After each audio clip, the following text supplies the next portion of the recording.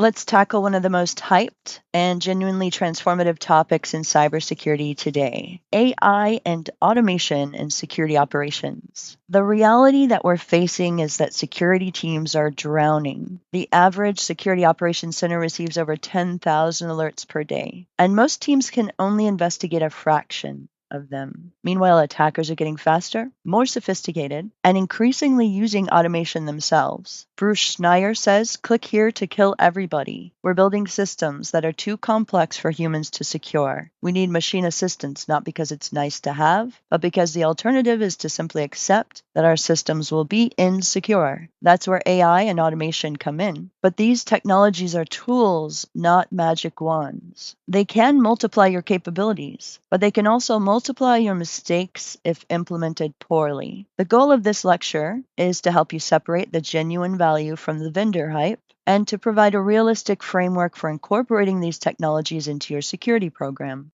Now, the numbers tell a compelling story. According to IBM's Cost of a Data Breach report, organizations using security AI and automation extensively saved an average of $1.76 million compared to those who didn't. More importantly, they identified and contained breaches 108 days faster. And in security, time is everything. But the case for automation isn't just about efficiency, it's about the fundamental mismatch between attack speed and human response time. Anton Chuvakin, who spent years as a Gartner analyst before moving to Google Cloud Security, explained in one of his research papers, the gap between the speed of attacks and the speed of human response has become an unbridgeable chasm. Automation isn't about replacing humans, it's about giving humans a fighting chance. If we think about what modern attacks look like, ransomware can encrypt an entire network in minutes. Automated attack tools can probe thousands of systems per second. A human analyst, no matter how skilled, cannot respond at machine speed. There's another factor, which is the talent shortage. While people are struggling to find cybersecurity jobs, there are millions of unfilled cybersecurity positions globally. Companies are finding they can't hire their way out of this problem. CISOs are increasingly asking, how do they make each analyst they have 10 times more effective, instead of asking, how do they find more analysts? And AI and automation are a big part of that answer. We want to think about, where do AI and automation actually deliver value in security operations? There are 5 key areas we'll talk about here where these technologies are making a real difference. The first and most mature application is automated threat detection. Modern SIEM systems and security analytics platforms use machine learning to identify threats that rule-based systems would miss. So traditional detection relies on signatures and rules. If you see this specific pattern, generate an alert. The problem is attackers know the rules too, and they work to evade them. If you know the doors are always locked, but not always the windows, what are you going to do when you're trying to break into a house? Not that you ever would, but maybe your own house if you lost your keys, but, criminals will try to break in. Machine learning approaches can identify anomalies and suspicious patterns, even when they don't match known attack signatures.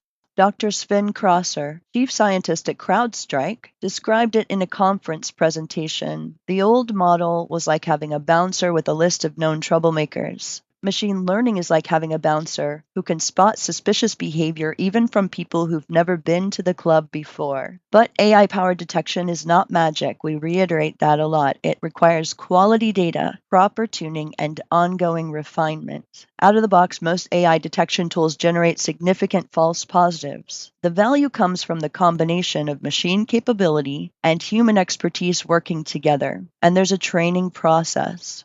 The second application is alert triage. This is where automation can have an immediate, measurable impact on your security operations. Remember the 10,000 alerts per day statistic? Most of those alerts are false positives, duplicates, or low-priority issues. But buried in that noise are the real threats demanding immediate attention. The challenge is finding the signal in the noise. AI-powered triage systems can automatically enrich alerts with additional context, correlate related events, and assign priority scores based on multiple factors: the criticality of the affected asset, the confidence level of the detection, the potential impact, and more.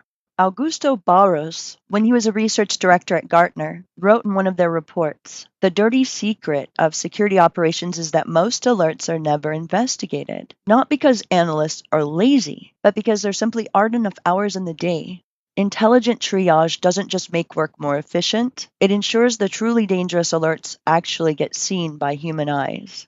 This is where it's said that organizations get the fastest ROI from automation. Even simple automation, automatically closing known false positives, grouping related alerts, adding asset context, can reduce analyst workload by 30 to 50%. The third application is pattern recognition and behavioral analyses. This is where AI genuinely excels compared to human capabilities. Humans are good at deep analyses of individual incidents. We are not good at holding thousands of data points in our heads simultaneously and spotting subtle correlations, but machines can do this effortlessly with the right programming. UEBA, User and Entity Behavior Analytics, is a prime example. These systems build baseline profiles of normal behavior for users, devices, applications, and network traffic, and then flag deviations that might indicate compromise. A classic example, an employee's account starts accessing files they've never touched before at unusual hours from an unfamiliar location. That's one pattern suggesting a compromised account. AI systems can spot these multi-factor patterns across millions of events.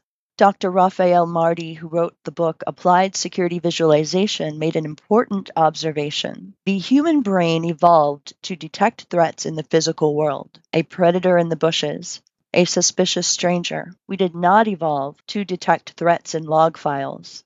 AI is not replacing human intuition, it's extending it into domains where human intuition can't reach. The fourth application is automated response, and this is where things get both exciting and a little scary. Automated response means taking action without waiting for human approval. When a threat is detected, the system automatically contains it, isolating an infected endpoint, blocking a malicious IP, disabling a compromised account. Now, the upside is obvious. Machine speed response to machine speed attacks. But the downside is equally obvious. What happens when the automation gets it wrong? Chris Hallenbeck, who was CISO at Tanium, said at a security conference, "Automated response is like setting a mousetrap. It's incredibly effective when there's actually a mouse. But if it's triggered by your foot, you've got a very different problem." The key principle is to start with low risk, high confidence automations. Blocking a known malicious IP address, low risk. If you're wrong, minimal business impact. Automatically isolating a server running your payment processing, much higher risk. Need much higher confidence before automating that action.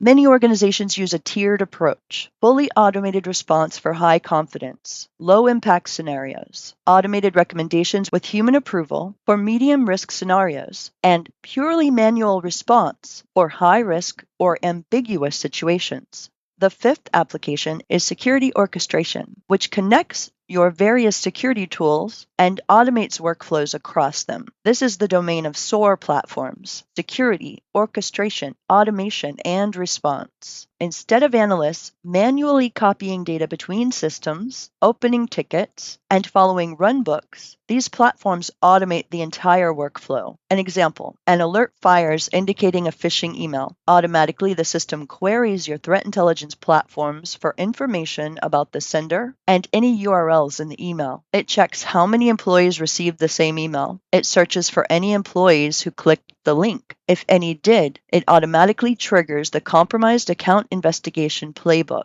It opens a ticket, assigns it to the right team, and attaches all the relevant evidence. What used to take an analyst 30 minutes of copying and pasting now happens in seconds.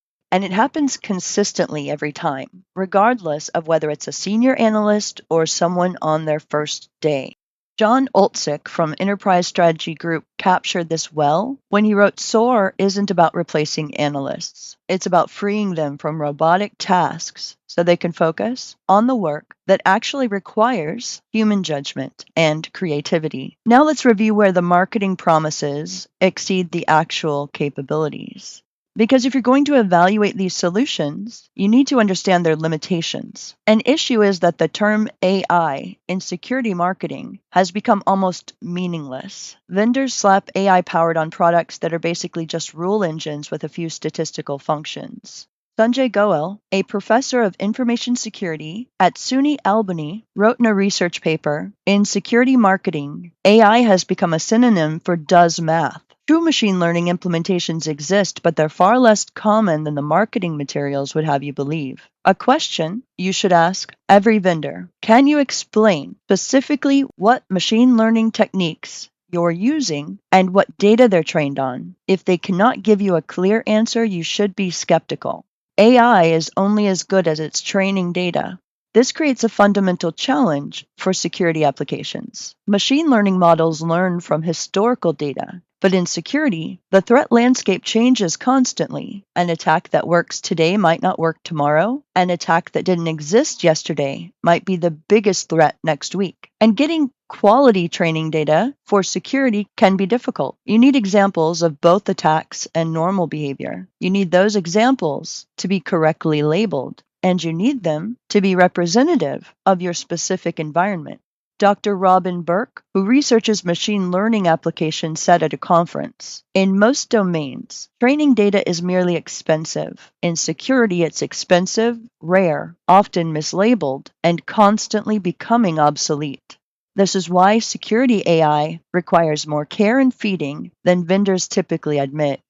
And there's the explainability challenge. Many AI systems are black boxes. You get an answer, but you don't know why. In security, this matters enormously. When a system tells you something is malicious, you need to understand the reasoning. Is this alert based on something substantive, or is the model reacting to something irrelevant? If you cannot answer that question, you cannot effectively tune the system or trust its outputs. More importantly, if you're in a regulated industry or you ever end up in litigation, because the AI said so is not going to be an acceptable explanation.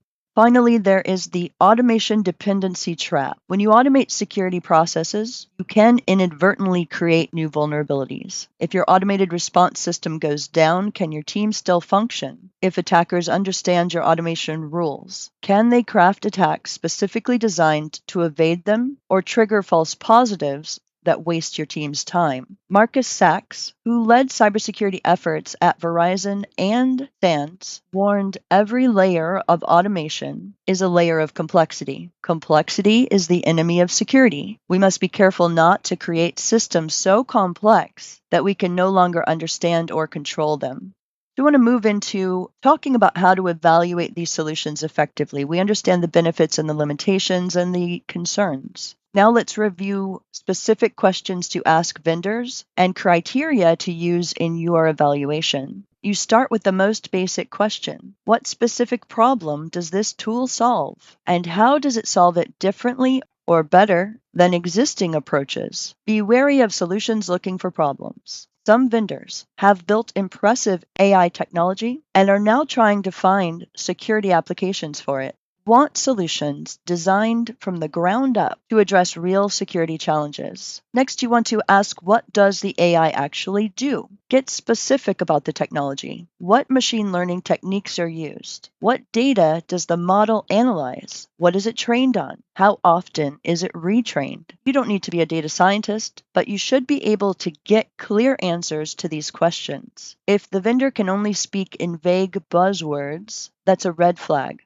Next, ask, what does success look like and how will we measure it? Establish clear metrics before deployment. What KPIs will you use to evaluate whether this tool is delivering value? Is it reduction in mean time to detect? Reduction in false positives? Analyst time saved? The vendor should be able to point to customer case studies with specific measurable outcomes. Ask for references and actually call those references. Next question, what data do you need from my environment? AI systems need data, lots of it. Understand exactly what data the vendor needs access to, where that data will be stored and processed, and how it will be protected. Also, understand the implications for your privacy policies and any regulatory requirements. Some AI security tools require shipping your data to the cloud for analyses. Depending on your industry and jurisdiction, that could be a non-starter.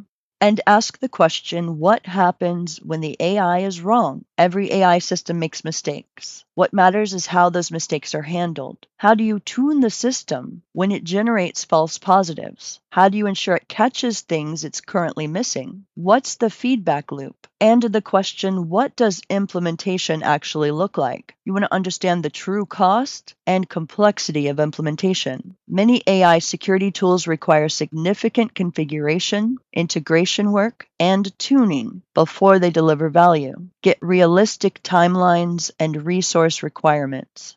Craig Lawson, a research VP at Gartner, made an important point on this. Vendors sell the vision of a fully trained AI that works out of the box. The reality is usually 6 months of tuning before you see significant value. Make sure your business case accounts for that reality. So speaking of implementation, how do you adopt these technologies without creating new vulnerabilities or dependencies? The first principle is to start small and prove value. Do not try to automate everything at once. Pick 1 or 2 high-value, low-risk use cases. Implement them well, prove the value, and then expand. Good starting points include automated alert enrichment, adding context to alerts automatically, automated closure of known false positives, and automated ticket creation and assignment. These deliver quick wins without high-risk automated actions. The second principle is to maintain human oversight. Even as you automate, maintain human oversight over critical decisions. This means having clear escalation paths, regular reviews of automated actions, and the ability to quickly disable automations if needed. Build dashboards that show you what your automations are doing. You should be able to answer questions like, what did our automations block this week? Were there any false positives? Are there patterns in what's being automated?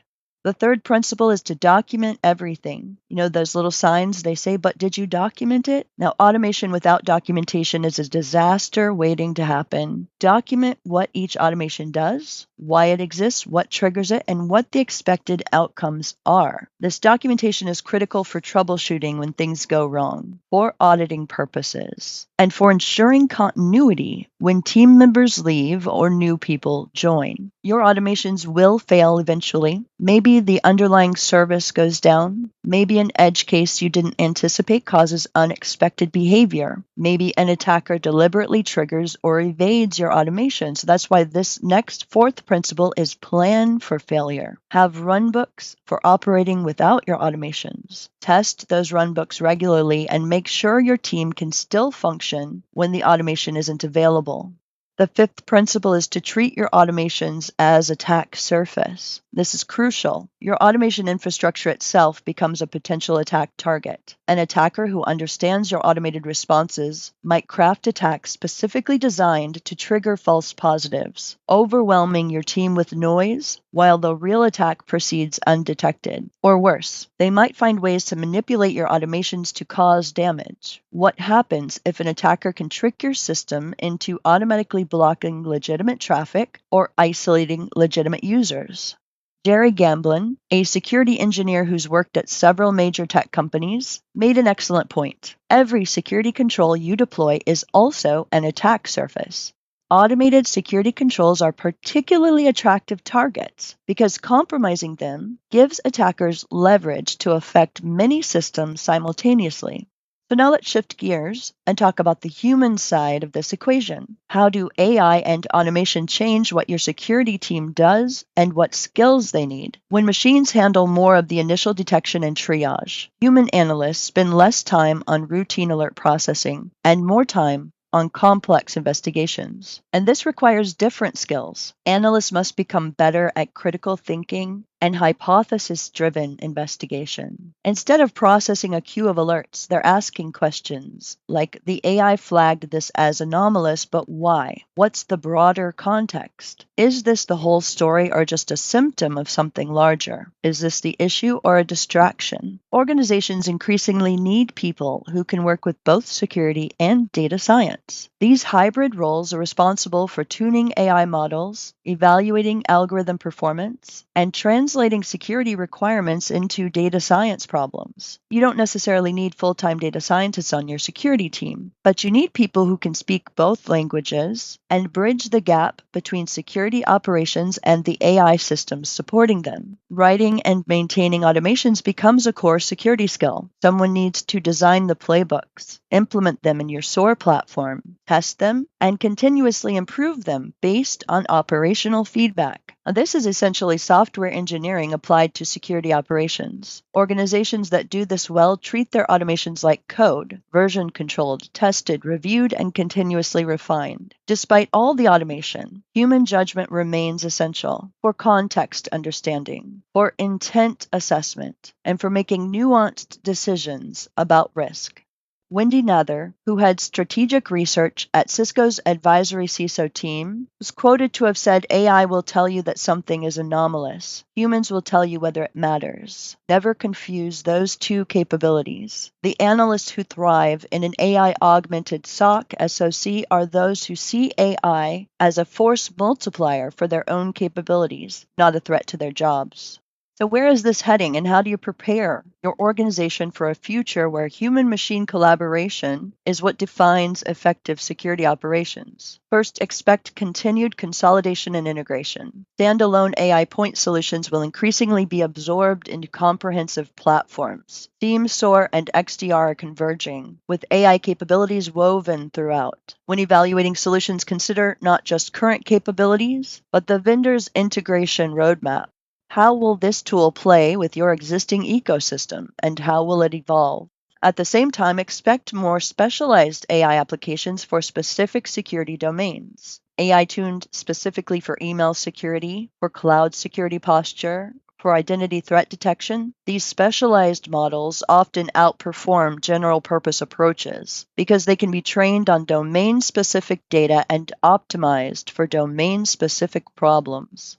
And attackers are using AI. They're using it to generate more convincing phishing emails, automate vulnerability discovery, to evade detection systems. This creates the ongoing arms race where both sides are continuously trying to outsmart the other's AI, the battle of the AIs. Your defensive AI needs to be regularly updated to address evolving attack techniques. Static models that aren't continuously learning will quickly become obsolete. And that's another reason why you want to make sure it's actually truly AI and not just branded as such. The organizations that will thrive are those that build cultures of continuous learning and adaptation. The specific AI tools you use today will be obsolete in 5 years. Very likely. The specific automation playbooks you write this year will need to be rewritten next year. What persists is the capability to learn new tools, evaluate new technologies, and adapt your processes to changing circumstances. Invest in that adaptive capability and you'll be well positioned regardless of what specific technologies emerge. So it's important to recognize that these technologies can help you detect threats faster, respond at machine speed, and make better use of your limited human resources. But it's equally important to recognize that they require quality data, careful implementation, ongoing tuning, and human oversight. The vendors will oversell their capabilities, and the marketing will exceed the reality. So you have to cut through the hype and identify where these technologies actually deliver value for your specific situation. They'll say, oh no, that's the great thing about our tool is that it's so flexible. It applies to a variety of different industries. Well, evaluate carefully. Do this by getting specific, asking hard questions. What data is necessary, how errors are handled, and what implementation is really like. Start small with your implementations and prove the value before expanding. Document everything, maintain human oversight, plan for failure, and remember that your automation infrastructure is itself an attack surface. And you want to invest in your team's ability to work alongside these technologies. The goal is human-machine collaboration, not human replacement. And this is not going to solve all of your security problems, but implemented thoughtfully, you're giving your team a fighting chance. The downloadable resource for this lesson is an evaluation framework you can use when assessing AI and automation tools for your organization. It incorporates the questions and criteria discussed in this lesson into a structured format you can use in vendor conversations and procurement processes. In the next lesson, we'll review building adaptive security programs.